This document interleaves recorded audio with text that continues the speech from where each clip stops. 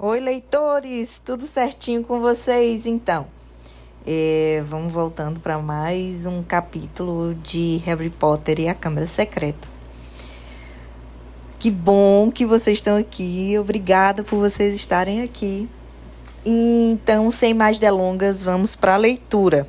Capítulo 4, Narfloreios e Borrões.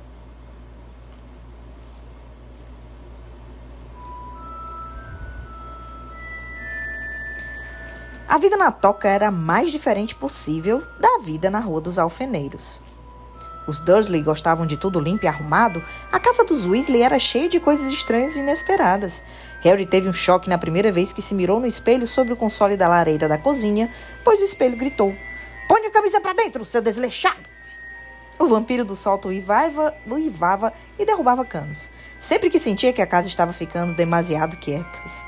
E as pequenas explosões que vinham do quarto de Fred e George eram consideradas perfeitamente normais.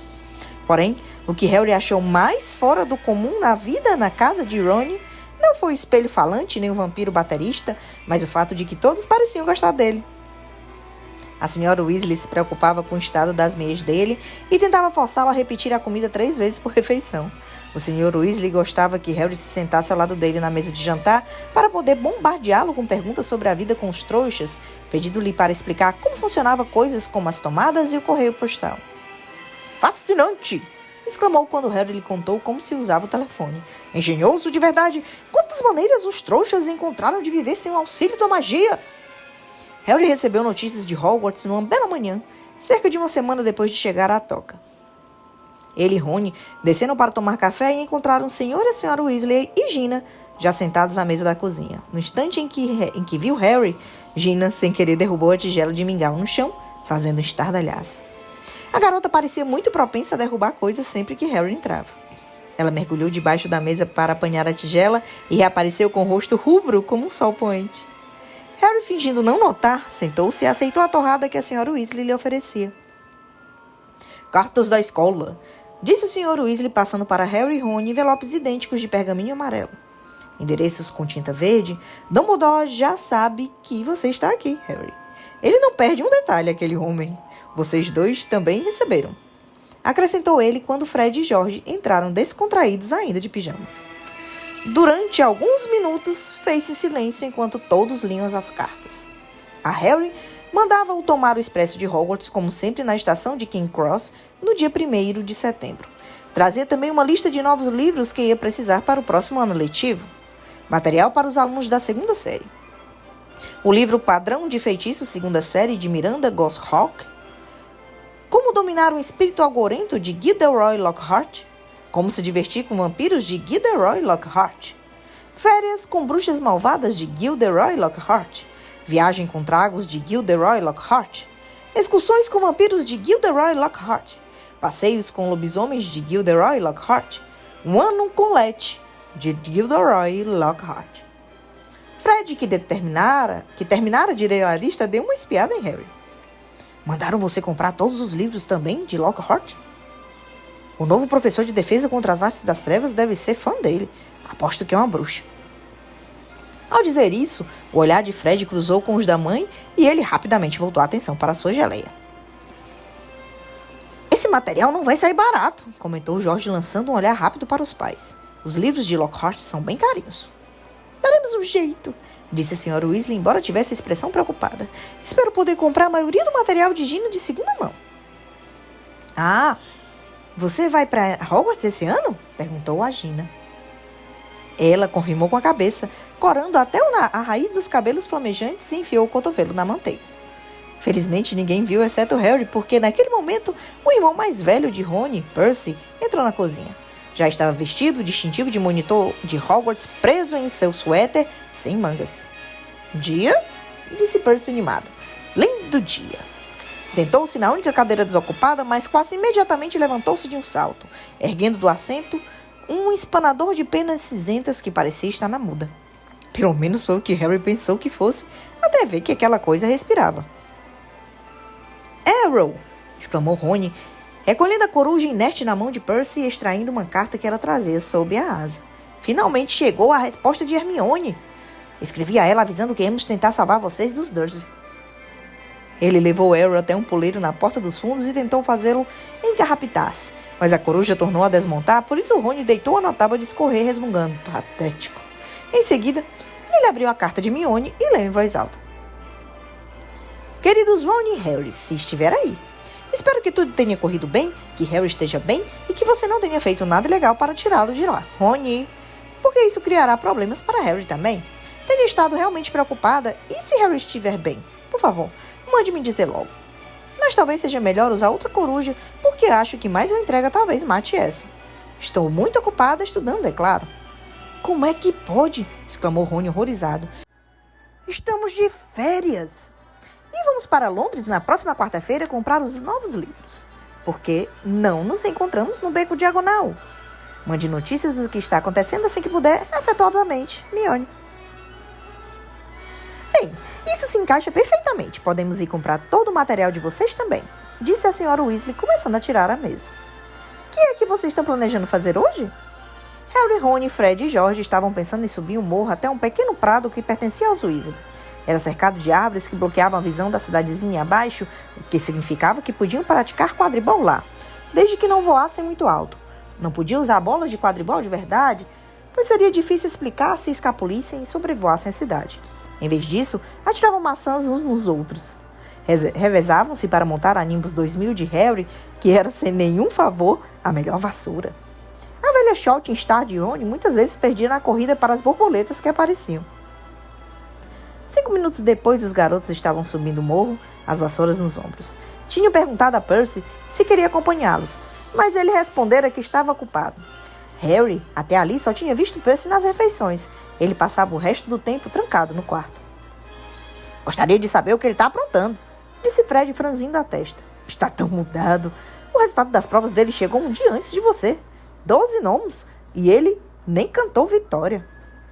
Níveis ordinários de magia, explicou George, vendo o olhar intrigado de Harry. Gui recebeu 12 também. Se não nos cuidarmos, vamos ter outro monitor-chefe na família. Acho que não iríamos suportar a vergonha. Gui era o filho mais velho dos Weasley. Ele era irmão logo abaixo de Carlinhos. Já tinha terminado Hogwarts. Harry nunca vira nenhum dos dois, mas sabia que Carlinhos estava na Romênia estudando dragões e Gui no Egito trabalhando no Banco dos Bruxos, o Gringotts. Não sei como mamãe e papai vão poder comprar todo o nosso material escolar esse ano, disse George depois de algum tempo. 5 conjuntos de livros de Lockhart. E Gina precisa de vestes, uma varinha e todo aquele resto. Harry não disse nada. Sentiu-se um pouco constrangido. Guardado no cofre subterrâneo do Banco de Gringotts, em Londres, havia uma pequena fortuna que seus pais lhe deixavam. Naturalmente, era somente no mundo dos bruxos que ele tinha dinheiro. Não se podia usar galeões, ciclos e núcleos em loja de trouxas. Ele nunca mencionara os Dursley. Sua conta no Banco de Gringotts, pois achava um horror que eles tinham a magia pois achava que o horror que eles tinham à magia não se estenderia a um montão de ouro. A senhora Weasley acordou bem cedo na quarta-feira seguinte. Depois de comerem rapidamente uma dúzia de sanduíches de bacon cada um, eles vestiram os casacos e a senhora Weasley apanhou um vaso de flor no console da cozinha e espiou dentro dele. Estamos com o estoque baixo, Arthur, suspirou. Teremos que comprar mais hoje. Ah, muito bem. Os hóspedes primeiro. Pode começar, Harry, querido? E ela ofereceu um vaso de flor. Harry olhou para os Weasley que o observaram. O que eu tenho que fazer? Gaguejou. Ele nunca viajou com pó de flu, disse Rony de repente. Desculpe, Harry, eu me esqueci. Nunca? Admirou-se o Sr. Weasley. Mas como foi que você chegou ao Beco Diagonal para comprar seu material escolar no ano passado? Eu fui de metrô. Verdade? Exclamou o Sr. Weasley animado. Havia escapadas rolantes? Como é que é? Agora não, Arthur, disse a senhora Weasley. O pó de flu é muito mais rápido, querido. Mas, meu Deus, se você nunca usou antes... Ele vai conseguir, mãe, disse Fred. Harry, observe a gente primeiro. Fred apanhou uma pitada de pó brilhante no vaso de flor, foi até a lareira e atingiu o pó no fogo. Com um rugido, as chamas ficaram verde esmeraldas e mais altas do que Fred, que entrou nelas e gritou, Beco Diagonal! Desapareceu. Você precisa falar bem claro, querido, disse a senhora Weasley a Harry quando George mergulhou a mão no vaso. E se certifique de que está saindo na grade certa. Na o quê, certa? Perguntou Harry nervoso, enquanto as chamas rugiam e arrebentavam George de vista. Bem, há um número enorme de lareiras de bruxos para você escolher, sabe? Mas você tem que falar com clareza. Ele vai acertar, Molly. Não se preocupe, disse o Sr. Weasley, servindo-se de pó de flu também. Mas, querido, se ele se perder, como é que íamos explicar a tia e ao tio dele? Ah, eles não se importariam, tranquilizou a Harry. Duda ia achar que teria sido uma piada genial se eu me perdesse dentro de uma lareira. Não se preocupe. Bem. Está bem. Você vai depois de Arthur, disse a Sra. Weasley. Agora, quando entrar no fogo, diga onde vai. E mantenha os cotovelos colados no corpo, aconselhou. Os olhos fechados, recomendou a Sra. Weasley. A fuligem. Não se mexa, disse Rony. Ou pode acabar caindo na lareira errada. Mas cuidado para não entrar em pânico e sair antes da hora. Espere até ver Fred e George. Harry, fazendo força para guardar tudo isso na cabeça, apanhou uma pitada de pó de flu e avançou até a beira do fogo. Inspirou profundamente, lançou o pó nas chamas e entrou. O fogo lhe lembrou uma brisa morna. Ele abriu a boca e imediatamente engoliu um monte de cinzas quentes. Bebê com diagonal. A sensação de estar sendo sugado por um enorme ralo, ele parecia estar girando muito rápido. O rugido em seus ouvidos era ensurdecedor e tentou manter os olhos abertos, mas os rodopios e as chamas verdes lhe deram enjoo. Uma coisa dura bateu no seu cotovelo e ele prendeu com firmeza junto ao corpo, sempre girando. Agora, a sensação era de mãos geladas esbofeteando seu rosto. Apertando os olhos por trás dos óculos, ele viu uma sucessão de lareiras indistintas e relances de aposentos além. Os sanduíches de bacon reviravam em sua barriga. Ele tornou a fechar os olhos, desejando que aquilo parasse, então caiu de cara no chão, em cima de uma pedra fria, e sentiu a ponta dos óculos se partir. Tonto e machucado, coberto de fuligem, ele se levantou desajeitado, segurando os óculos partidos na frente dos olhos. Estava totalmente sozinho, mas onde estava ele não fazia ideia. Só sabia dizer que estava de pé numa lareira de pedra, em um lugar que parecia ser uma loja de bruxo grande e mal iluminada.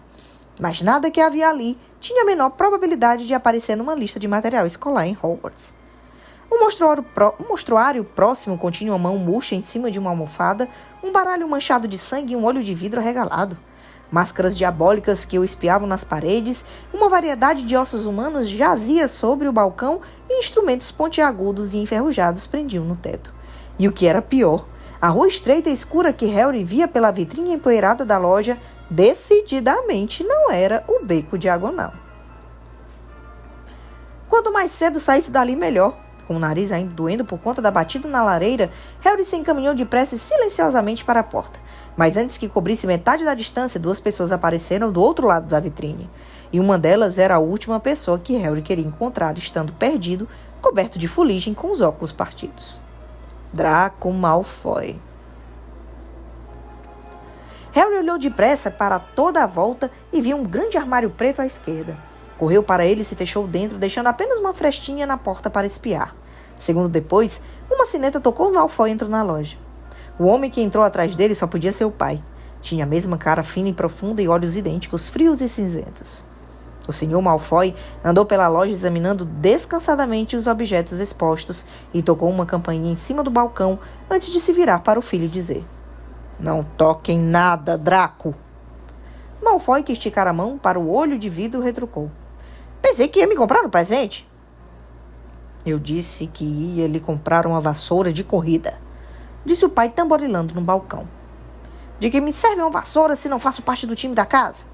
respondeu Malfoy com a cara amarrada. "Harry Potter ganhou uma Nimbus 2000 ano passado. Permissão especial de Dumbledore para ele jogar pela Grifinória. E ele nem é tão bom assim, só que é famoso por ter uma cicatriz idiota na testa." Malfoy se abaixou para examinar uma prateleira cheia de crânios. "Todo mundo acha que ele é tão sabido, maravilhoso Potter com a sua cicatriz na sua vassoura." "Você já me contou isso no mínimo umas 10 vezes, disse o Sr. Malfoy com um olhar de censura para o filho. "E gostaria de lhe lembrar que não é prudente demonstrar que não gosta de Harry Potter. Não quando a maioria do nosso povo acha que ele é o herói que fez o Lorde das Trevas desaparecer." "Ah, Sr. Burgin!" Um homem curvado parecia atrás do balcão, alisando os cabelos untados de óleo para afastá-los do rosto. "Sr. Malfoy, que prazer revê-lo!" disse o Sr. Burgin, untuoso com os seus cabelos. "Encantado, e o jovem Malfoy também encantado. Em que posso servi-los? Não preciso lhes mostrar, chegou hoje. É um preço muito módico." Não vou comprar nada hoje, Sr. Borgin. Vou vender, disse o Sr. Malfoy. Vender? Um sorriso se embaçou levemente no rosto de Borgin. O senhor ouviu falar, é claro, que o Ministério está fazendo uma blitz, disse o Sr. Malfoy, puxando um rolo de pergaminho do bolso interno do casaco e desenrolando para o Sr. Borgin ler. Tenho em casa objetos que podem me causar embaraço se o Ministério aparecesse. O Sr. Borgin encaixou um pincenê na ponta do nariz e percorreu a lista. O Ministério certamente não ousaria incomodá-lo, não é, meu senhor? O Sr. Malfoy crispou os lábios. Agora, não me visitaram. O nome Malfoy ainda impõe um certo respeito, mas o Ministério está ficando cada vez mais intrometido. Há boatos de que uma nova lei de proteção aos trouxas... Com certeza aquele bobalhão pulguento apreciador de trouxas Arthur Weasley está por trás disso. Harry sentiu uma onda escaldante de raiva. E como vê, algum desses venenos poderiam fazer parecer... Compreendo, meu senhor, naturalmente, disse o Sr. Borgin. Deixe-me ver. Pode me dar aquilo? Interrompeu Draco, apontando a mão murcha sobre a almofada. Ah, a mão da glória? Disse o Sr. Borgin, abanando uma lista de Malfoy e correndo para perto de Draco. Ponha-lhe uma vela e ela dá luz apenas a quem a segura. A melhor amiga dos ladrões, saqueadores. O seu filho tem um ótimo gosto, meu senhor. Espero que meu filho venha a ser mais do que um ladrão ou um saqueador, Borgin. Disse o Sr. Malfoy com frieza, ao que o Sr. Borgin respondeu depressa. Sem ofensa, meu senhor, não tive intenção de ofender. Mas se as notas dele não melhorarem... Disse o Sr. Malfoy com maior frieza. Pode ser que ele realmente só tenha talento para isso. Não é minha culpa.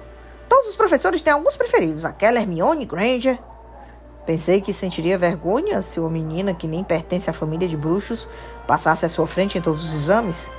Comentou com rispidez o Sr. Malfoy. Exclamou Harry baixinho, satisfeito de ver Draco com cara de quem está ao mesmo tempo envergonhado e aborrecido. É a mesma coisa em toda parte, disse o Sr. Borgin com sua voz untuosa. Ter sangue de bruxo conta cada vez menos em toda parte. Não para mim, respondeu o Sr. Malfoy com as narinas tremendo. Não, meu senhor, não, nem para mim, disse o Sr. Borgin fazendo uma grande reverência. Nesse caso, talvez possamos voltar à minha lista, disse o Sr. Malfoy rispidamente. Estou com um pouco de pressa, Borgin. Tenho negócios importantes a tratar hoje em outro lugar. Os dois começaram a barganhar. Harry observou nervoso que Draco se aproximava cada vez mais do lugar em que ele estava escondido. Examinando os objetos à venda, Draco parou para examinar um grande rolo de corda de enforcar para ler, rindo, o cartão colocado em um magnífico colar de pérolas. Cuidado, não toque, amaldiçoado. Tirou a vida de 19 donos trouxas até hoje. Draco se virou e notou o armário bem em frente. Adiantou-se, esticou a mão para o puxador e... Fechar! Disse o Sr. Malfoy no balcão. Vamos, Draco. Harry enxugou a testa na manga ao ver Draco se afastar. Bom dia para o senhor, Sr. Borgin. Aguardo-o amanhã em casa para apanhar a mercadoria. No instante que a porta se fechou, o Sr. Borgin abandonou seus modos untuosos. Bom dia para o senhor, Sr. Malfoy.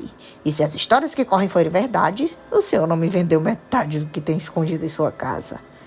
E continuando a resmungar ameaçador, o Sr. Borgin desapareceu no quarto dos fundos. Harry esperou um pouco, caso ele voltasse, e em seguida, o mais silenciosamente que pôde, saiu do armário, passou pelos mostruários de vidro e pela porta fora. Harry olhou para os lados, segurando os óculos partidos, saíram em uma ruela sombria que parecia totalmente ocupada por lojas que se dedicavam às artes das trevas. A que ele acabara de deixar, a Bergen Burks, parecia que a maior. Mas em frente havia uma grande coleção de cabeças gívaras na vitrine e 2 portas abaixo uma enorme gaiola pulava com gigantescas aranhas negras. 2 bruxos mal vestidos observaram na sombra de um portal, cochichando entre si. Apreensivo, Harry saiu caminhando, tentando segurar os óculos no lugar e esperando, sem muita esperança, conseguir encontrar uma saída daquele lugar. Uma velha placa de madeira, pendurada acima de uma loja que vendia velas envenenadas, informava que ele se encontrava na travessa do tranco. Isso não adiantou muito, pois Harry nunca ouvira falar daquele lugar. Imaginou que talvez não tivesse falado com bastante clareza ao entrar na lareira dos Weasley, porque tinha a boca cheia de cinzas. Pensou no que fazer, tentando ficar calmo. Não está perdido, querido, disse uma voz ao seu ouvido, assustando-o. Uma bruxa idosa estava ao seu lado, segurando uma bandeja com objetos que se pareciam horrivelmente com unhas humanas. Ela riu dele, mostrando dentes cobertos de limo, e Harry recuou. Eu tô bem, disse.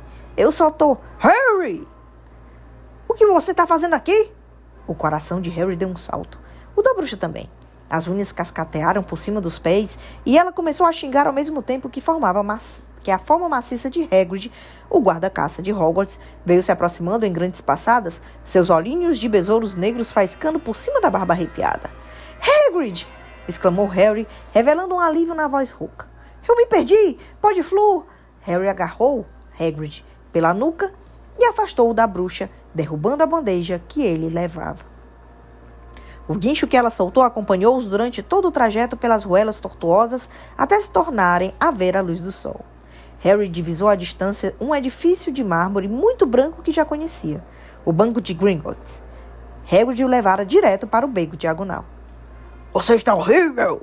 Exclamou Hagrid, espanando a fuligem que cobria Harry com tanta força que quase o derrubou numa barricada de bosta de dragão à porta da farmácia. — Se esquivando pela travessa do tranco.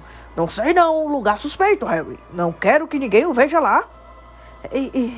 Isso eu percebi, disse Harry, abaixando-se quando Hagrid fez menção a espaná-lo outra vez. Eu lhe falei, eu me perdi. Que é que você estava fazendo lá? Eu estava procurando repelente para lesmas carnívoras, rosnou Hagrid. Elas estão acabando com os repolhos da escola. Você não está sozinho?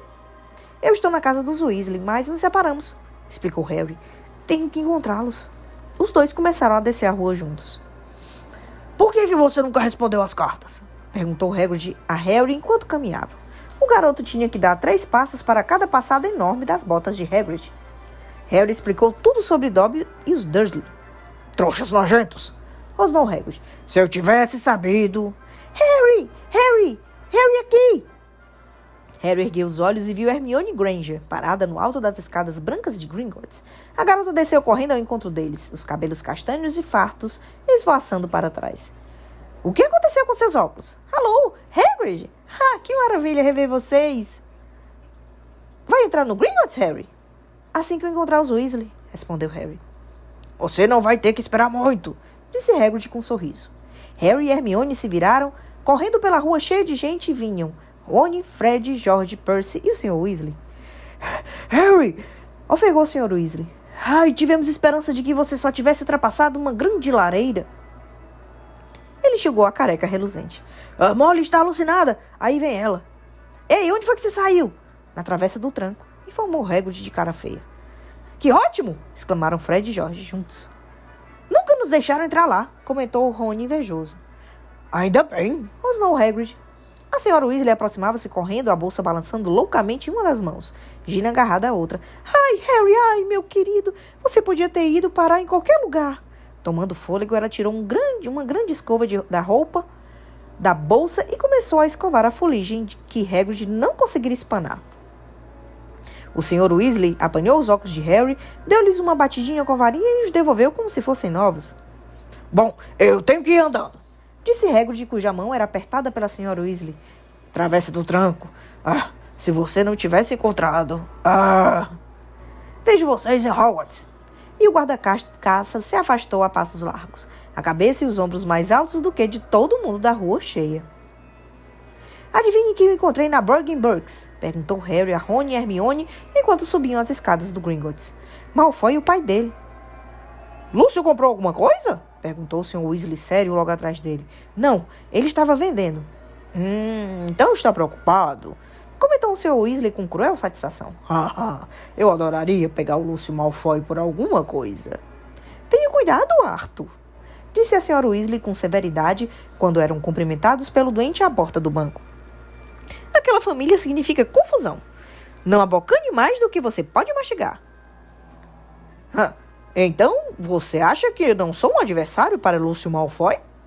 Respondeu o Sr. Weasley indignado, mas foi distraído quase no mesmo instante pela visão dos pais de Hermione, que estavam parados nervosos no balcão que ia de uma ponta a outra do saguão de mármore, esperando que Hermione os apresentasse. — Mas vocês são trouxas! Exclamou o Sr. Weasley encantado. — Precisamos tomar um drink? O que tem aí? Ah, estão trocando dinheiro de trouxas? — Molly, olhe! Ele apontou excitado para as notas de 10 libras na mão do Sr. Granger. Ei, eu te encontro lá no fundo, disse Rony a Hermione quando os Weasley e Harry foram conduzidos aos cofres subterrâneos por outro doente do Gringotts. Chegava-se aos cofres a bordo de vagonetes pilotados por duendes, que os manobravam em alta velocidade por trilhos de bilota estreita através dos túneis subterrâneos do banco. Harry curtiu a viagem vertiginosa até os cofres dos Weasley, mas se sentiu muito mal, muito pior do que se sentiram na travessa do tranco, quando eles o abriram. Havia uma pequena pilha de ciclos de prata lá dentro e apenas um galeão de ouro. A senhora Weasley tateou pelos cantos antes de varrer tudo para dentro da bolsa. Harry se sentiu ainda pior quando chegaram no seu cofre. Tentou bloquear a visão do conteúdo enquanto enfiava apressadamente as mãos cheias de moedas em uma bolsa de couro. De volta aos degraus de mármore, eles se separaram. Percy murmurou qualquer coisa sobre a necessidade de comprar uma pena nova. Fred e George tinham visto um amigo de Hogwarts, Lino Jordan. A senhora Weasley e Gina iam a uma loja de vestes de segunda mão. O Sr. Weasley insistia em levar Granger ao caldeirão furado para tomar um drink. Vamos nos encontrar na Floreios e Borrões dentro de 1 hora para comprar um material escolar, disse a senhora Weasley se afastando com Gina. E nem pensar em entrar na travessa do tranco, gritou ela para os gêmeos que seguiram na direção oposta.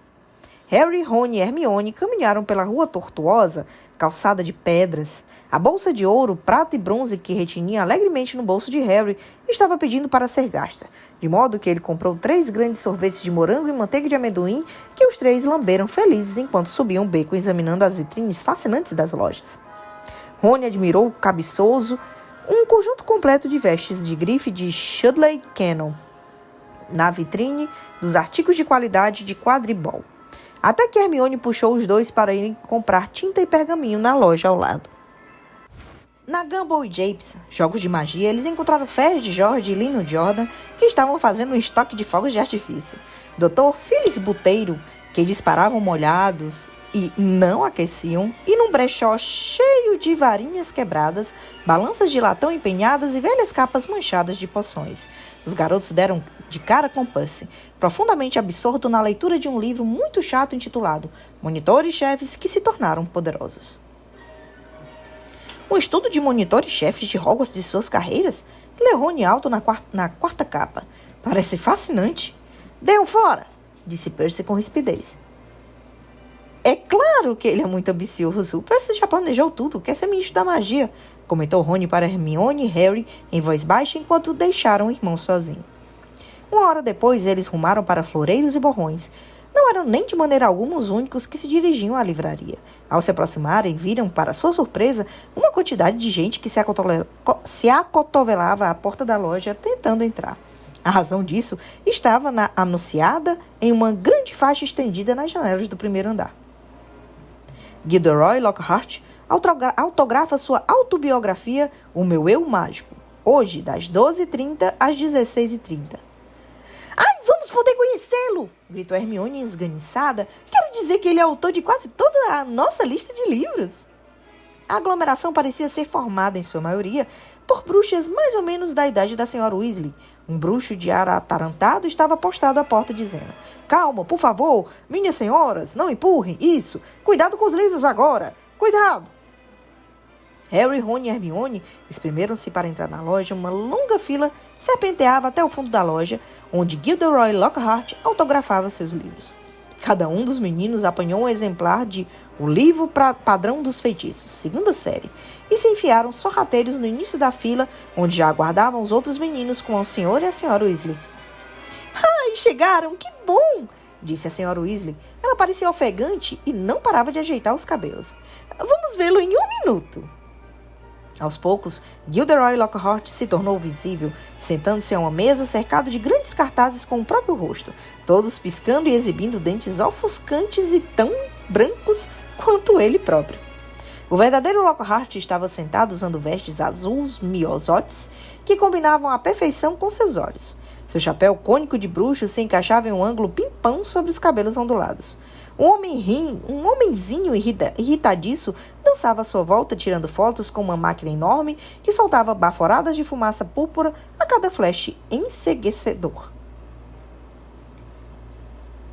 Saia do caminho, você aí! Rosnou ele para Rony, recuando para se posicionar em um ângulo melhor. Trabalho para o Profeta Diário. Grande coisa, disse Rony, esfregando o pé que o fotógrafo pisara. Gilderoy ouviu, ergueu os olhos e viu Rony, e em seguida viu Harry Potter. Encarou-o, então se levantou de um salto e decididamente gritou: "Não pode ser! Harry Potter!"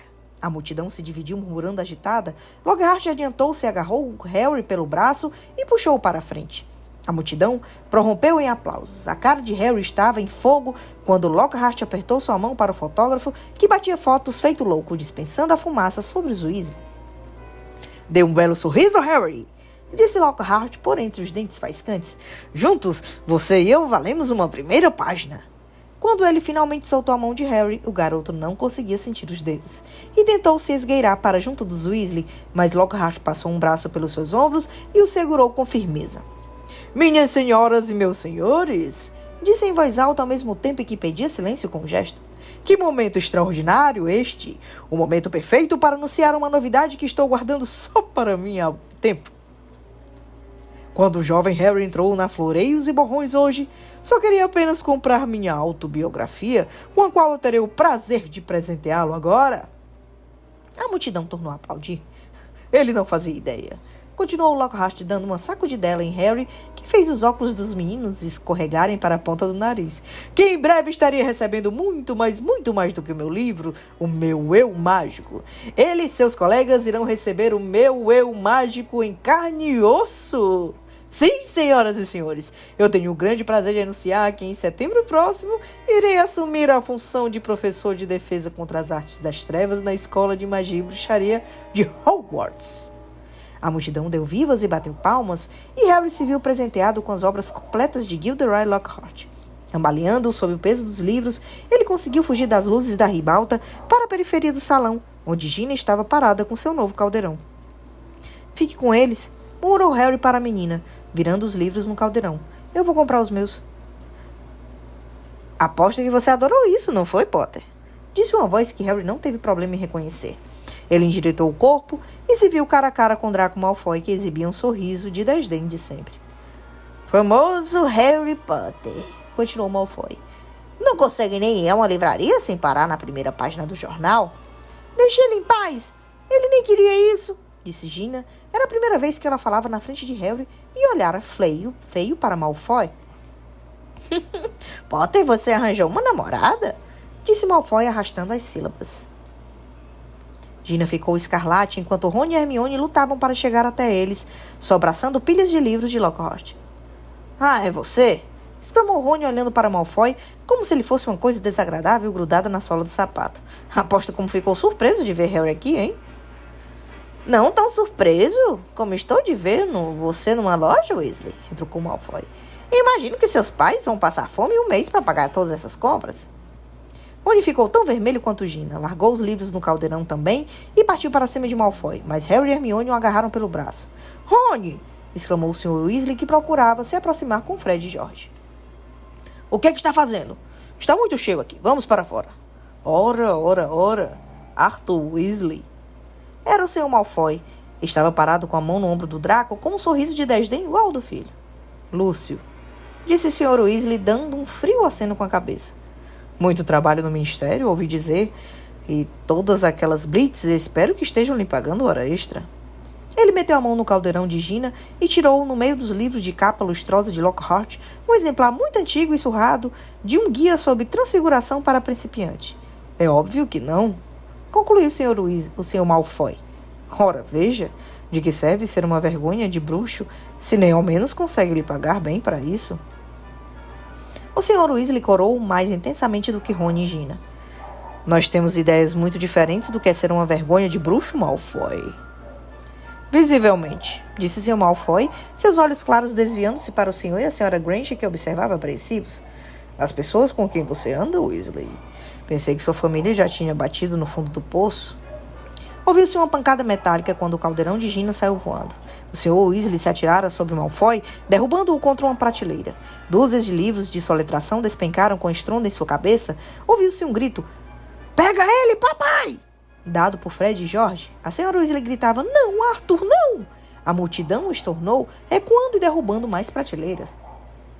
"Senhores, por favor, pediu o assistente, depois mais alto que algazarra retinante. "Vamos parar com isso, cavalheiros, vamos parar!"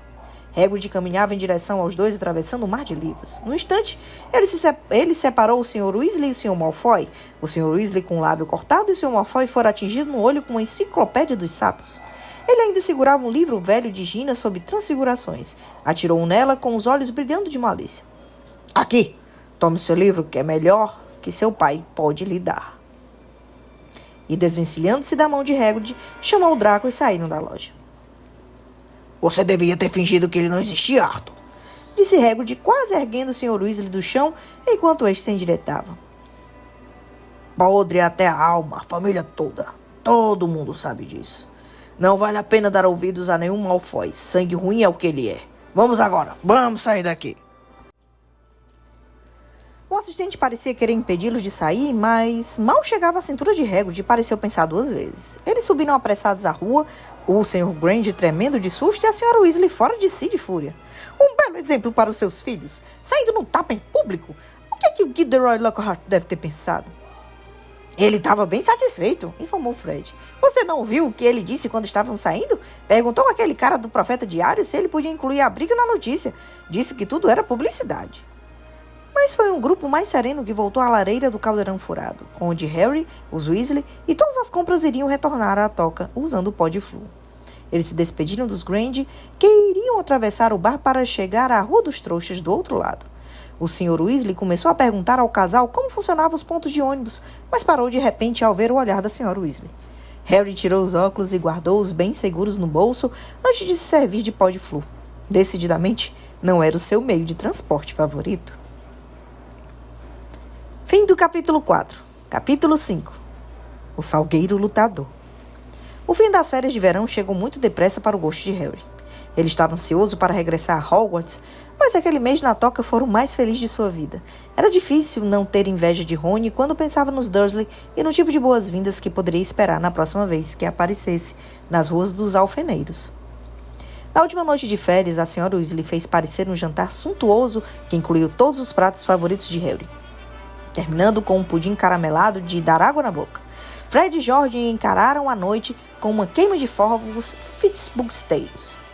Encheram a cozinha de estrelas vermelhas e azuis que ricocheteavam no teto para as paredes durante no mínimo 1 hora. E então chegou a hora da última caneca de chocolate quente e de ir para a cama. Eles demoraram para viajar na manhã seguinte. Acordaram ao nascer do sol, mas por alguma razão pareciam ter um bocado de coisas para fazer. A Sra. Weasley corria de um lado para o outro mal-humorada, procurando meias desaparelhadas e penas de escrever. As pessoas não paravam de dar encontrões nas escadas, meio vestidas, levando pedaços de tortas nas mãos. E o Sr. Weasley quase quebrou o pescoço ao tropeçar em uma galinha solta quando atravessava o quintal correndo com um malão de gin até o carro. Harry não conseguiu imaginar como é que 8 pessoas, 6 malões, 2 corujas e um rato iam caber em um pequeno Ford Anglia. É claro que ele não contara com os acessórios especiais que o Sr. Weasley acrescentara. Nem uma palavra para Molly. Cochichou ele a Harry quando abriu a mala do carro e lhe mostrou como aumentava por artes mágicas para que a bagagem coubesse sem problemas. Quando finalmente todos tinham embarcado no carro, a Sra. Weasley olhou para o banco traseiro onde Harry, Rony, Fred, George e Percy estavam sentados confortavelmente ao lado e disse: Os trouxas sabem mais do que nós. Queremos reconhecer, não é? Ela e Gina entraram no banco dianteiro, que foi aumentado de tal maneira que parecia um banco de jardim público. Quero dizer, olhando de fora, a pessoa nunca imagina como o carro é espaçoso, não é? O Sr. Weasley ligou o motor e saiu do quintal, enquanto Harry se virava para trás para dar uma última olhada na casa. Mal teve tempo para pensar quando haveria outra vez e já estaria de volta. George esquecera a caixa de fogos de Fitzbusteiro. 5 minutos depois, tornaram a parar no quintal para Fred buscar depressa sua vassoura. Tinham quase chegado à rodoviária quando Gina gritou que deixara o diário em casa. Na altura em que tomaram a embarcar no carro, eles já estavam muito atrasados e mal-humorados. O Sr. Weasley olhou para o relógio e depois para sua mulher. Molly, querida, não, Arthur. Ninguém veria. Esse botãozinho aqui é um multiplicador de invisibilidade que instalei. Isso nos faria decolar e voar acima das nuvens. Estaríamos lá em 10 minutos e ninguém saberia. Eu disse não, Arthur. Não em plena luz? Eles chegaram à estação de King's Cross às 15 para as 11. O Sr. Weasley disparou até o outro lado da rua para buscar os carrinhos e a bagagem e todos correram para a estação. Harry tomara o expresso de Hogwarts no ano anterior. A parte complicada era chegar à plataforma 9,5, que não era visível aos olhos dos trouxas. O que a pessoa tinha que fazer era atravessar uma barreira sólida que separava as plataformas 9 e 10. Não machucava, mas tinha que ser feito com cautela, de modo que os trouxas não vissem a pessoa desaparecer. Pense primeiro, disse a Sra. Weasley, consultando nervosa o relógio no alto, que indicava que tinham apenas 5 minutos para desaparecer pela barreira, sem serem vistos. Percy adiantou-se com passos firmes e desapareceu. O Sr. Weasley o seguiu, depois Fred e George. Vou levar Gina e vocês dois vêm logo atrás, disse a Sra. Weasley, a Harry e Rony agarrando o malão de guia e se afastando. Num piscar de olhos, as duas tinham desaparecido. Vamos juntos, só tem 1 minuto, disse Rony a Harry. Harry verificou se a gaiola de Edwiges estava bem encaixada em cima do malão e virou o carrinho de frente para a barreira. Sentia-se absolutamente confiante. Isso não era nem de longe tão desconfortável quanto usar pó de Floo. Os dois se abaixaram sob uma barra dos carrinhos, que avançavam decididos para a barreira, ganhando velocidade. Quando faltava apenas poucos passos, eles desataram a correr e... Pum! Os 2 carrinhos bateram na barreira e quicaram de volta. O malão de Rony caiu com estrondo, Harry foi derrubado, a gaiola de Edwige saiu saltando pelo chão, encerado, e rolou para fora, gritando indignada. As pessoas à volta olharam e um guarda aproximou-se e berrou. Ei, o que diabo vocês acham que estavam fazendo? Perdi o controle do carrinho, ofegou Harry, apertando as costelas ao se levantar. Rony teve que recolher a Edwiges, a coruja fazia tanto escândalo que muitos dos circundantes resmungaram contra a crueldade para com os animais. Por que não podemos atravessar? Sibilou Harry para Rony. Eu não sei. Rony olhou desorientado para os lados. Uns 10 curiosos continuavam a observá-los. Vamos perder o trem, cochichou Rony. Eu não entendo por que o portão se fechou. Harry olhou para o enorme relógio no alto com uma sensação ruim na boca do estômago. 10 segundos, 9 segundos. Ele levou o carrinho à frente com cautela para encostá-lo na barreira e empurrou com toda a força. O metal continuou sólido. 3 segundos, 2 segundos, 1 segundo. Já foi, disse Rony, parecendo atordoado. O trem foi embora. E se papai e mamãe não conseguirem voltar para nós? Você tem algum dinheiro de trouxas? Harry deu uma risada cavernosa. Os Dursley não me dão dinheiro há uns 6 anos. Rony encostou o ouvido na barreira fria. Eu não ouço nada, informou tenso. O que vamos fazer? Eu não sei quanto tempo vai levar para mamãe e papai voltarem. Eles olharam para os lados. As pessoas continuavam a vigiá-los, principalmente por causa dos gritos de Edwiges que não paravam. Acho melhor irmos esperar do lado do carro, sugeriu Harry. Estamos atraindo a atenção demais. Harry, exclamou Rony com olhos brilhando. O carro! O que tem um carro? Podemos voar para Hogwarts no carro. Mas eu pensei, estamos imobilizados, certo? E temos que voltar para a escola, não é? E até os trouxas de menor idade podem usar magia quando há uma emergência grave. Seção 19 ou coisa assim da lei de restrição. Ou...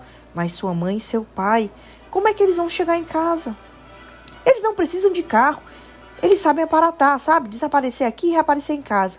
Eles só usam o pó de Floo e o carro porque somos todos menores e ainda não temos permissão para aparatar. A sensação de pânico de Harry de repente se transformou em excitação. Você sabe voar? Não tem problema. Ainda vamos. Se nos apressarmos, podemos seguir o expresso de Hogwarts. Passaram então pela aglomeração de trouxas curiosos, saíram da estação à volta à rua secundária, onde ficava estacionado o velho Ford Anglia. Rony destrancou uma enorme mala do carro com vários toques seguidos de varinha. Tornaram a carregar a bagagem na mala, puseram Edwiges no banco traseiro e embarcaram. Veja se não tem ninguém olhando, disse Rony, ligando a ignição com outro toque de varinha.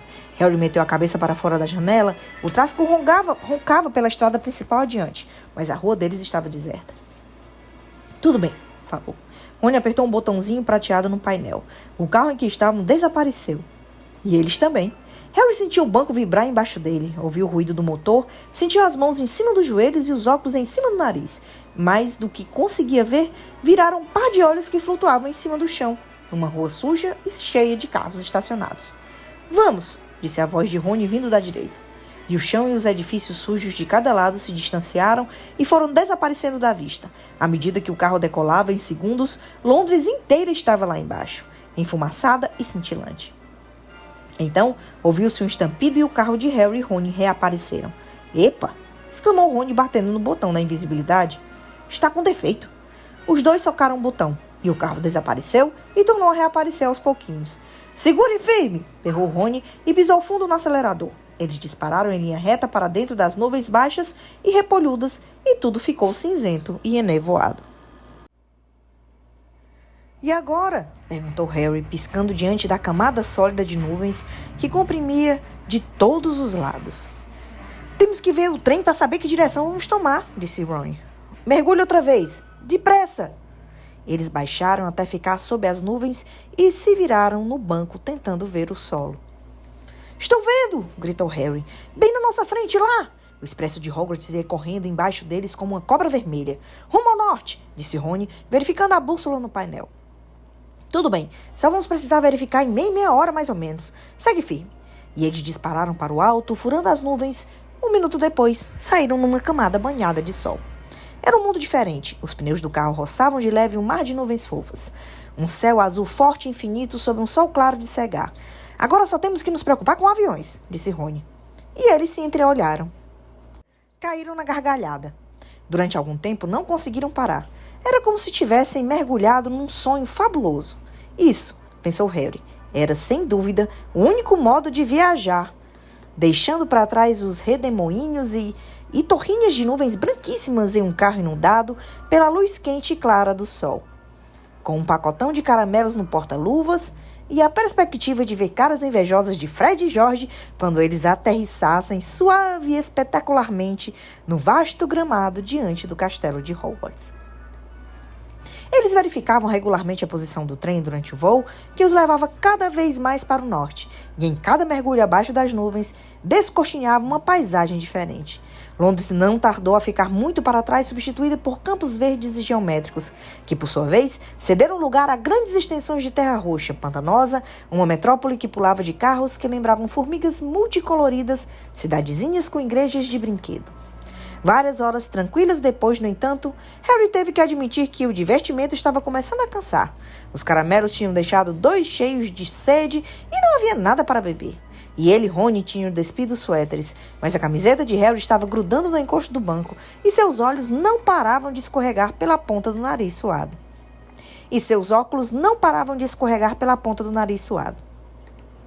Ele deixara de reparar nas formas fantásticas das nuvens e agora pensava com saudade do trem, quilômetros abaixo, onde podia comprar suco de abóbora, bem gelado em um carrinho empurrado por uma bruxa gorducha. Por que não tinha podido chegar à plataforma 9,5? Não pode faltar muito mais, não é? Perguntou Rony rouco. Horas depois, quando o sol começou a afundar pelo chão das nuvens, fingindo-o de rosa e forte. Pronto, para verificar outra vez a posição do trem? O trem continuava embaixo deles, contornando uma montanha de pico nevado. Escurecera bastante sobre as abóboras de nuvens. Rony piscou fundo no acelerador e fez o carro subir outra vez. Mas ao fazer isso, o motor começou a soltar um silvo agudo. Harry e Rony trocaram olhares apreensivos. Provavelmente ele está cansado, disse Rony. Ele nunca foi tão longe antes. E os dois fingiram não notar o ruído que ficava cada vez mais forte. À medida que o céu ia escurecendo cada vez mais, as estrelas espocavam na escuridão. Harry tornou a vestir o suéter, tentando fingir que não via os limpadores do para-brisa, que agora se moviam devagar como se protestassem. Falta pouco, disse Rony, mais para o carro do que para o Harry. Falta pouco agora, e deu umas palmadinhas nervosas no painel. Quando voltaram a voar sob as nuvens um pouco mais tarde, tiveram que apurar a vista na escuridão para encontrar um marco que reconhecessem. Ali! Ali! Gritou Harry sobressaltado, Rony e Edwiges. Bem em frente! Recortando o horizonte escuro no alto do penhasco sob o lago, estavam as torres e torrinhas do castelo de Hogwarts. Mas o carro começara a tremer e perder velocidade. Vamos, vamos, disse Rony, em tom de quem quer adular, dando uma sacudidela no volante. Quase chegamos, vamos! O motor gemia. Finos pedaços de fumaça saíam por debaixo do capô. Harry ficou se agarrando às bordas do banco com toda a força ao voar em direção ao lago. O carro deu uma estremeção feio. Ao espiar pela janela, Harry viu a superfície lisa, escura e espelhada da água. 1,5 quilômetros abaixo, os nós dos dedos de Rony estavam brancos de tanto apertar o volume. O volante! O carro estremeceu outra vez. Vamos, murmurou Rony. Sobrevoaram o lago, o castelo estava bem à frente. Rony apertou o acelerador. Ouviu-se uma batida metálica e alta, um engasgo, e o motor morreu dessa vez. Epa! Exclamou Rony em meio ao silêncio. O nariz do carro afundou. Estavam caindo, ganhando velocidade, rumando direto para a parede maciça do castelo.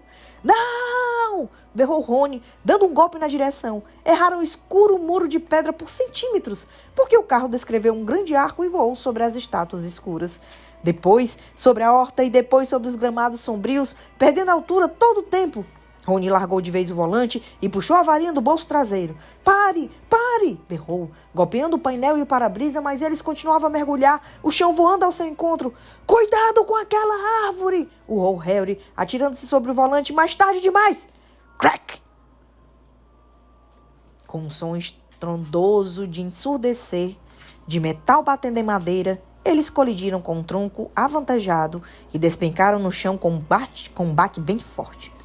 O vapor que saía por baixo do capô amassado formava nuvens enormes. Edwige esguinchava de terror.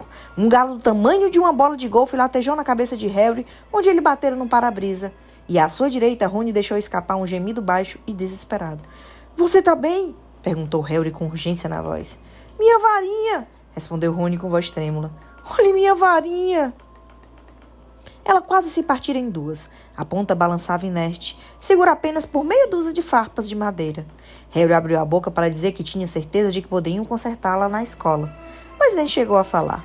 Naquele mesmíssimo instante, alguma coisa bateu na lateral do carro com força de um touro furioso, atirando Harry contra Rony, ao mesmo tempo que a outra pancada, igualmente pesada, atingiu o teto. — O que está acontecendo?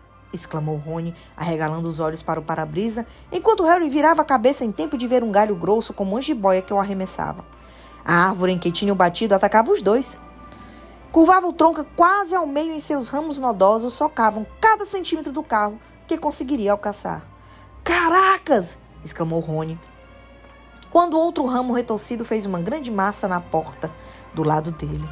O para-brisa agora vibrava sobre uma saraivada de golpes aplicados por galinhos em forma de nós, e um galho grosso como um ariete socava furiosamente o teto, que parecia estar afundando. — Se manda! Gritou Rony, atirando todo o peso contra a porta. Mas no segundo seguinte, ele era empurrado de volta contra o colo de Harry por um direto no queixo dado por outro galho. — Estamos perdidos! Gemeu quando o teto afundou, mas de repente, o fundo do carro começou a vibrar. — Ei, o motor pegou outra vez! — Dê marcha ré! Berrou Harry, e o carro disparou para trás. A árvore continuava a tentar atingi-los. Ouviram as raízes rangendo como se regassem, tentando golpeá-los, enquanto se afastavam dela toda. — Essa! Ofegou Rony. — Foi por pouco. — Ai, muito bem, carro. O carro, porém, chegara ao limite de suas forças.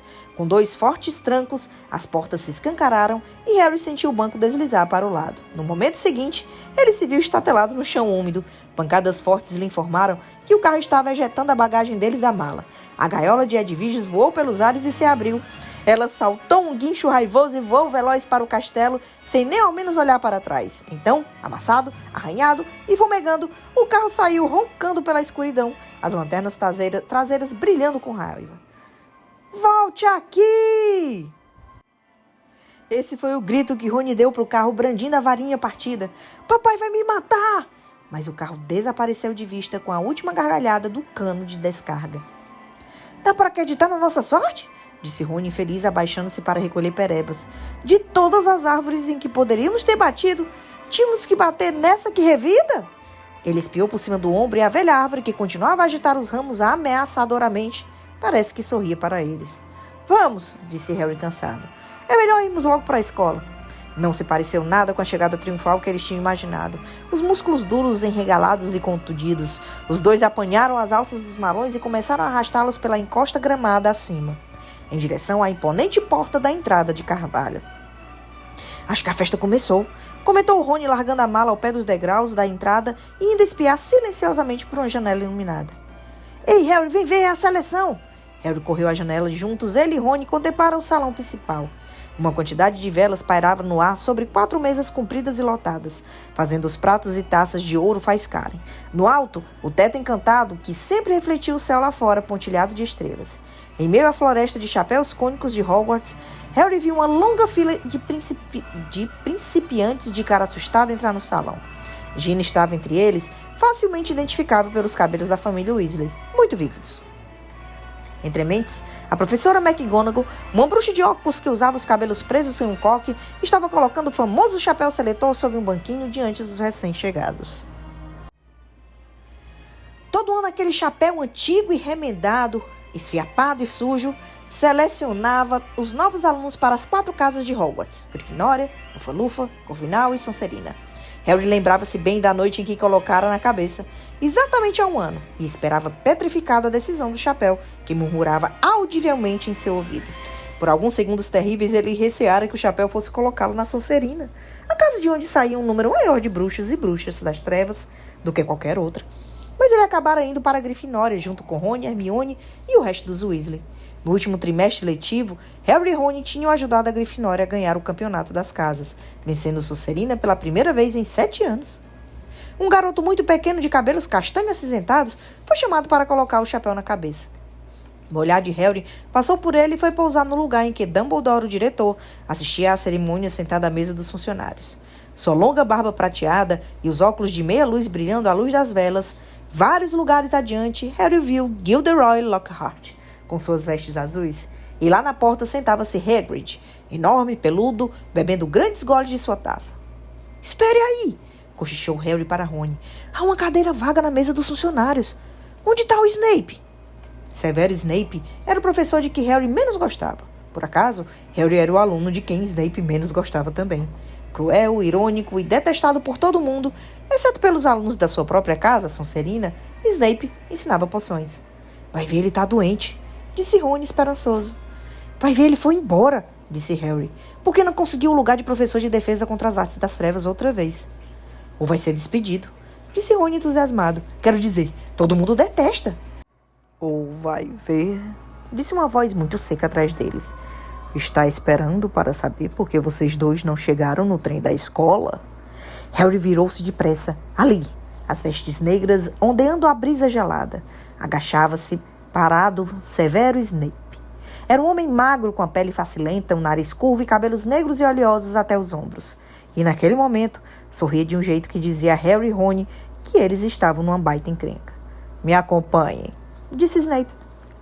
Sem nem ousarem se entreolhar, Harry e Rony seguiram Snape pela escada e entraram num enorme saguão cheio de ecos, iluminado por tochas.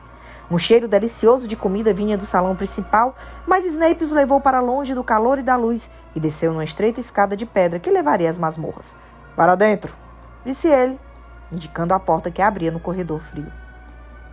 Eles entraram na sala de Snape trêmulos. As paredes sombrias estavam cobertas de prateleiras com grandes frascos em que flutuava todo tipo de coisa nojenta que naquele momento Harry nem sabia e nem queria saber o nome. A lareira, apagada e vazia. Snape fechou a porta e virou-se para encará-los. Então, disse com suavidade, o trem não é bastante bom para o famoso Harry Potter e seu leal escudeiro Weasley. Queriam chegar acontecendo, não foi, rapazes? Não, senhor. Foi a barreira da estação de King Cross, ela... Silêncio! Disse Snape secamente. Que foi que fizeram com o carro? Ron engoliu em seco. Não era a primeira vez que Snape dava a Harry a impressão de ser capaz de ler pensamentos. Mas um momento depois ele compreendeu, quando Snape desdobrou o profeta vespertino daquele dia. Vocês foram vistos. Sibilou o professor mostrando a manchete. Ford Anglia voador intriga trouxas. E começou a ler em voz alta. 2 trouxas em Londres, convencidos de terem visto um velho carro sobrevoar a Torre dos Correios ao meio-dia em Norfolk. A senhora Hattie Baisleys, quando pendurava a roupa para secar, o senhor Angus Fleet, de Peebles, comunicou à polícia. Um total de 6 ou 7 trouxas. Acredito que seu pai trabalha no departamento que coíbe o mau uso de artefatos trouxas? Perguntou ele, erguendo os olhos para Rony com um sorriso ainda mais desagradável. O próprio filho dele. Harry teve a sensação de que acabara de levar um direto no estômago, aplicado por uns dos ramos mais parrudos da árvore maluca. Se alguém descobrisse que o Sr. Weasley havia enfeitiçado o carro, não tinha pensado nisso. Reparei na minha busca pelo parque que houve considerável dano a um salgueiro lutador muito valioso. Continuou Snape. Aquela árvore causou mais dano a nós do que nós a... deixou escapar Rony. Silêncio! Disse Snape outra vez. Infelizmente, vocês não fazem parte da minha casa. E a decisão de expulsá-los não cabe a mim. Vou buscar as pessoas que têm este prazeroso poder. Esperem aqui. Harry e Rony se entreolharam pálidos. Harry não sentia mais fome, sentia-se extremamente enjoado. Tentou não olhar para uma coisa grande e pegajosa que estava suspensa em um líquido verde, em uma prateleira atrás da escrivaninha de Snape. Se Snape tivesse ido buscar a professora McGonagall, diretora da casa de Grifinória, eles tampouco estariam em melhor situação. Poderia ser mais justa do que o Snape, mas era rigorosíssima. 10 minutos depois, Snape voltou e não deu outra. Era a professora McGonagall que acompanhava. Harry já a vira várias vezes, mas ou se esquecera de como a boca da professora ficava contraída ou nunca a vira zangada antes. Ela ergueu a varinha no momento em que entrou. Os dois, Harry e Rony, se encolheram, mas ela meramente apontou para a lareira apagada, onde as chamas irromperam insensatamente. Sentem-se, disse, e os dois recuaram e se sentaram em cadeiras junto à lareira. Expliquem-se, disse, os óculos brilhando algourentos. Rony saiu contando a história, a começar pela barreira da estação que se recusara a deixá-los passar. Então não tivemos outra escolha, professora. Não podíamos embarcar no trem. Por que não nos mandaram uma carta por coruja? Creio que vocês têm uma coruja, disse a professora McGonagall, olhando para Harry com frieza. Harry ficou boquiaberto. Agora que ela dissera, parecia a coisa óbvia para ter sido feita. Eu não pensei. Isto, tornou a professora, é óbvio. Ouviu-se uma batida na porta da sala. Snape, agora com a cara mais feliz que nunca, abriu-a. Parado à porta, achava-se o diretor, professor Dumbledore. O corpo de Harry inteiro ficou insensível. Dumbledore parecia anormalmente sério. Olhou por cima daquele nariz curvo dele e Harry subitamente viu-se desejando que ele e Rony ainda estivessem apanhando do salgueiro lutador. Fez-se um longo silêncio. Então Dumbledore disse: Por favor, explique-se. Por que fizeram isso? Teria sido melhor se tivessem gritado.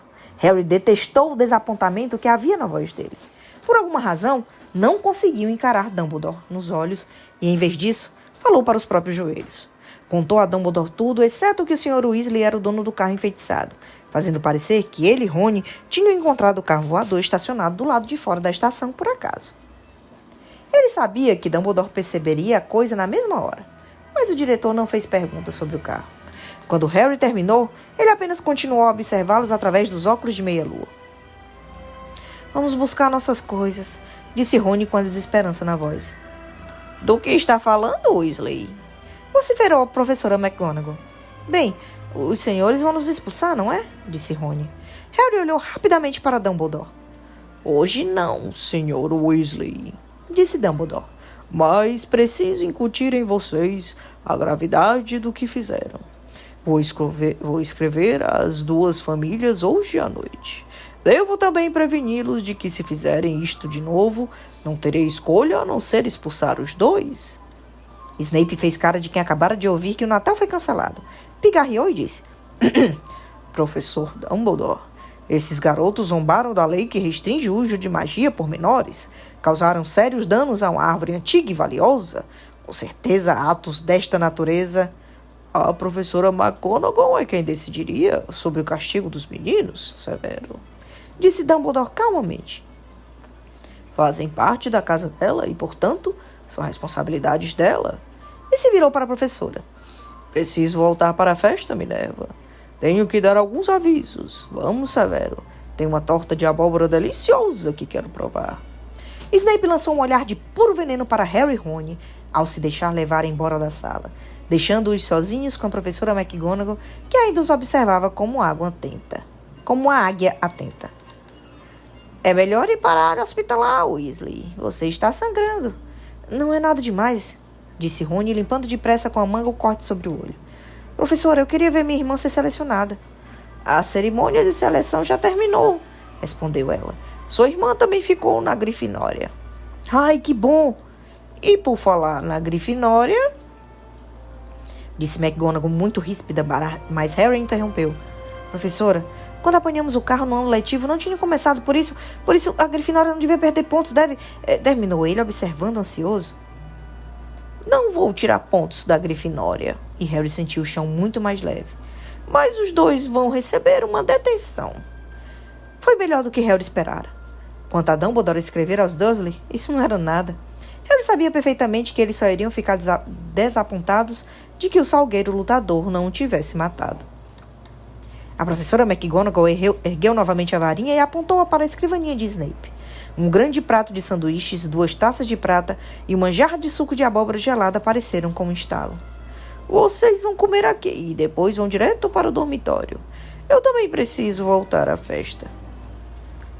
Quando a porta se fechou, Rony deixou escapar um assobio baixo e longo. Achei que estávamos ferrados, disse ele agarrando o sanduíche. Eu também, disse Harry servindo-se. Mas dá para acreditar na nossa falta de sorte? Perguntou Rony com a voz pastosa, porque tinha a boca cheia de galinha e presunto. Fred e George devem ter voado naquele carro umas 5 ou 6 vezes e nunca nenhum trouxa viu os dois. Ele engoliu e deu outra grande dentada. Por que não conseguimos atravessar a barreira? Harry sacudiu os ombros. Mas vamos ter que nos cuidar daqui para frente, disse, tomando um grande gole de suco de abóbora cheio de gratidão. Gostaria de termos podido ir à festa. Ela não queria que fôssemos nos exibir, disse Rony ajuizadamente. Não quer que as pessoas pensem que somos sabidos, porque chegamos de carro voador. Quando acabaram de comer tudo o que puderam, o prato sempre tornava a se encher sozinho. Eles se levantaram e deixaram a sala, tomando o caminho familiar para a torre de Grifinória. O castelo estava silencioso, parecia que a festa havia acabado. Os dois passaram pelos quadros que resmungavam e as armaduras que rangiam e subiram a estreita escada de pedra até chegarem à passagem onde se escondia a estrada secreta para a Grifinória, atrás do retrato a óleo de uma mulher muito gorda de vestido de seda rosa. — Senha? — perguntou ela quando os dois se aproximaram. Murmurou Harry. Eles não sabiam a senha do novo ano. Ainda não tinham encontrado o monitor da Grifinória. Mas o socorro chegou quase que imediatamente. Ouviram um tropel de passos às costas e, quando se viraram, deram de cara com Hermione, que corria ao encontro deles. Aí estão vocês! Onde se meteram? Os boatos mais ridículos! Alguém disse que vocês foram expulsos por terem batido um carro voador? Bem, não fomos expulsos, garantiu-lhe Harry. Vocês estão me dizendo que realmente chegaram aqui voando? Disse Hermione em tom quase tão severo quanto a professora McGonagall. Pode poupar o sermão, disse Rony impaciente, e nos dizer qual é a nova senha? É maçarico, respondeu Hermione impaciente. Mas não é isso que... Não é essa a questão. Suas palavras, porém, foram interrompidas pois o retrato da mulher gorda se abriu em meio a uma repentina tempestade de aplausos. Parecia que todos os alunos da Grifinória ainda estavam acordados, espremidos na sala comunal redonda, trepados nas mesas fora do esquadro e nas poltronas que afundavam esperando os dois chegarem. Braços passaram pela abertura do retrato para puxar Harry e Rony para dentro, deixando Hermione subir depois de sozinha. — Genial! Berrou Lino Jordan. — Um achado! Que entrada! Aterrissar um carro voador no salgueiro lutador! Vão comentar isso durante anos! — Parabéns! Disse um quintanista com quem Harry nunca falara antes. Alguém dava palmadinhas em suas costas como se ele tivesse acabado de ganhar uma maratona.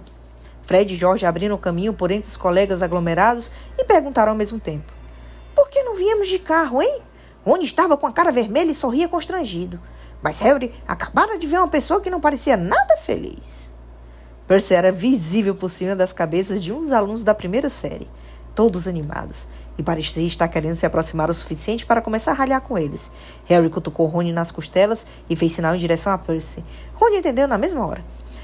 Temos que subir um pouco cansados, disse ele, e os dois começaram a abrir caminho em direção à porta ao lado da sala, que levava à escada circular e aos dormitórios. Noite! Harry falou por cima do ombro para Hermione, que estava com a cara tão feia quanto a de Percy. Os garotos conseguiram chegar do outro lado da sala comunal, ainda recebendo palmadinhas nas costas, e alcançaram a paz das escadas. Subiram a escada correndo direto para cima e finalmente chegaram à porta do antigo dormitório, que agora tinha um letreiro que dizia Alunos da segunda série. Entraram no quarto circular que já conheciam, com camas de 4 colunas e cortinas de veludo vermelho, e suas janelas altas e estreitas. Seus malões tinham sido trazidos até o quarto e colocados aos pés das suas camas. Rony sorriu com ar de culpa para Harry. Ei, eu sei que não devia ter curtido isso nem nada, mas... A porta do dormitório se escancarou e por ela entraram os outros secundaristas da Grifinória. Simas Finnegan, Dino Thomas e Neville Longbottom. Inacreditável! Exclamou Simas radiante. Legal, disse Dino. Um assombro, acrescentou Neville atônito. Harry não conseguiu se controlar e sorriu também. Fim do capítulo 5. Ai, meus amores, eu amo esse livro. Na verdade, eu amo Harry Potter. E queria confessar que tenho tatuagens dele, tá?